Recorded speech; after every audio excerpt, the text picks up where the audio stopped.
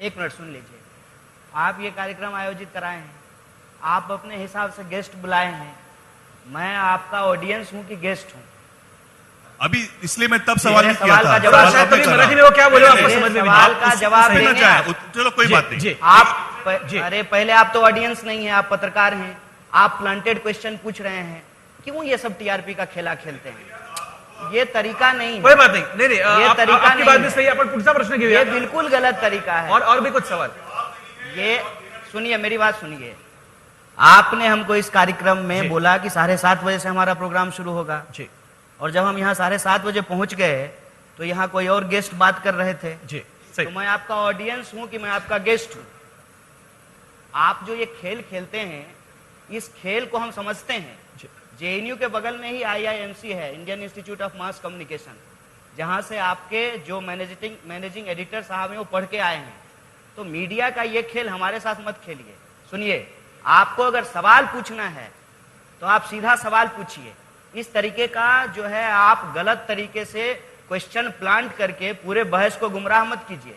आप पूछिए कि हिंदुस्तान में ठीक है, चलिए आगे बढ़ते। सुनिए, मेरा सवाल सुन लीजिए। मेरा सवाल बात सही है। मेरा सवाल सुनिए, ये ऐसे नहीं होगा। मेरा सवाल सुनिए।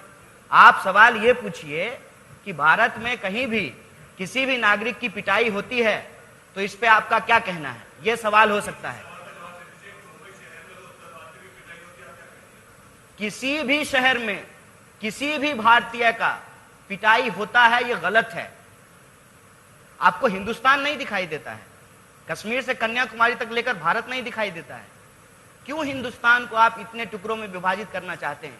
टीवी और स्टूडियो का डिबेट देश को मत बनाइए। जी, लेकिन कन्हैया, हमने देखा कि राज बड़ा है। कन्हैया, इस बात को आप समझिए। दूसरा सवाल, एक मिनट, दूसरा सवाल ये कि आप जिस तरह से मीडिया को आप अभी विलन बना रहे हैं। आप मीडिया से हैं और आप पत्रकार हैं। सुनिए, मैं पत्रकार ही हूँ। आप दर्शक हैं कि पत्रकार? आप सवाल तो सुन लीजिए। आप दर्शक हैं कि पत्रकार? सवाल पहले सुन आप लीजिए। बताइए लोगों को कि आप सवाल तो कौन सुन हैं? लीजिए। आप पत्रकार हैं ना? सवाल तो सुन लीजिए। आप पत्रकार हैं कि नहीं? पत्रकार हूँ, सवाल सुन लीजिए। तो आप पत्रकार, सवाल तो सुन लीजिए। पत्रकार होकर के सवाल पूछ रहा हूँ। चलिए हम आगे बढ़ते हैं, बहस ऐसे चलते रहेगी। अरे सवाल ये है कि हर एक, जैसे अभी हार्दिक पटेल का एक वोट बैंक है, इससे पहले जिग्नेश का एक वोट बैंक था। एक ही सवाल करूंगा, गांव वाले, महाराष्ट्र के गांव में अगर आप जाएंगे तो लोग आपको वोट बैंक क्यों क्या होता सुनेंगे? है? अरे आप सवाल तो कन्हैया, आप ये मत कहिए कि आप एक बात का परहेज है कि वो पत्रकार है, सवाल नहीं पूछ सकते हो। कन्हैया, वो सवाल पूछ सकते सवाल सुन लीजिए। सुनिए, वो सवाल कन्हैया, वो सवाल पूछ सकते हैं। पत्रकार है, उनके मन में आया, उन्होंने पूछ लिया। एक मिनट मुझे बोलने दीजिए, एक मिनट बोलने दीजिए। ये आपका कॉन्क्लेव है, आप टीवी 9 के स्टाफ हैं और पत्रकार हैं।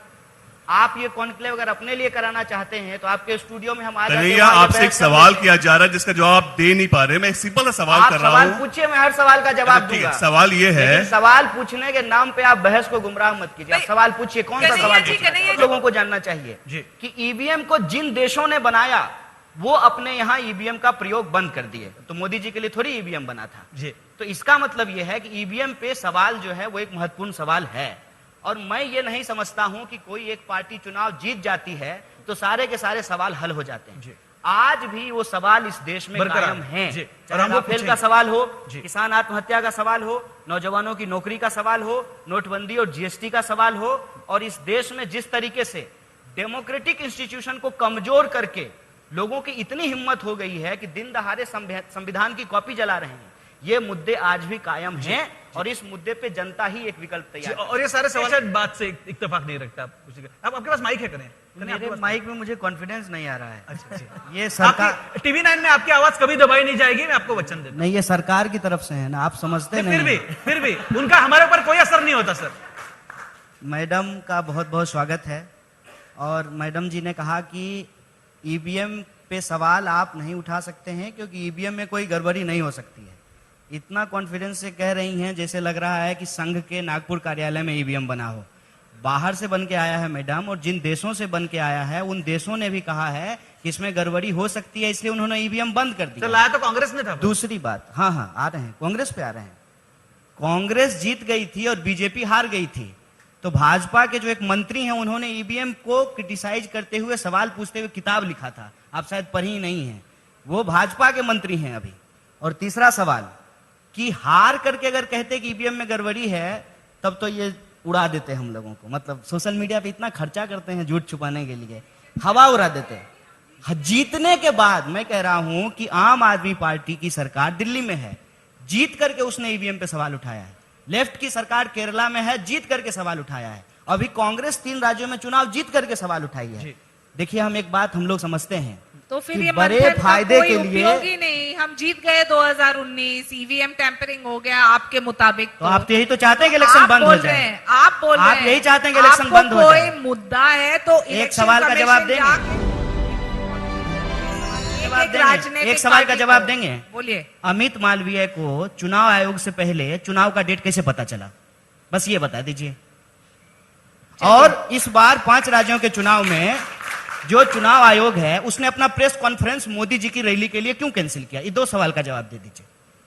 देखिए, बेबुनियादी आरोप पे मैं कोई जवाब नहीं देने अरे वाली अमित हूं। मालवीय का ट्वीट है। अरे अब जवाब तो दे, उनका ट्वीट कब गया, उनका ट्वीट के ऊपर आप इतना ध्यान रख रहे हैं तो बहुत अच्छी बात है, लेकिन हम बहुत अच्छा पड़ेगा ना, नहीं नहीं बिल्कुल सोशल मीडिया पे एक्टिव होना आपसे सीखा है। रखिए बाबा, सोशल मीडिया पे भी रखिए, आप मॉनिटर भी कीजिए कि कौन कहां जा रहे हैं। आप भी जा सकते हो इलेक्शन कमीशन, आपको कोई बड़े बड़े पूंजीपतियों का कर्जा माफ कर रहे हैं।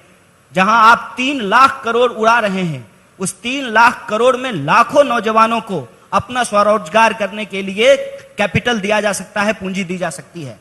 ये सारे जो विकल्प हैं, तकनीक ने आज दुनिया को आसान बनाया है और हम तकनीक में आगे हैं। और आपको मैं बता दूं कि भारत कई सालों तक सॉफ्टवेयर में पहले स्थान पे था और सॉफ्टवेयर में हमारी कुशलता के चलते बेंगलोर, हैदराबाद, इस पुणे, इस तरह की सिटी का महत्व पूरी दुनिया में बढ़ा और अलग अलग कंपनियां आकर के यहां पर अपना जो है रोजगार शुरू की, जिससे इस देश के नौजवानों को रोजगार मिला।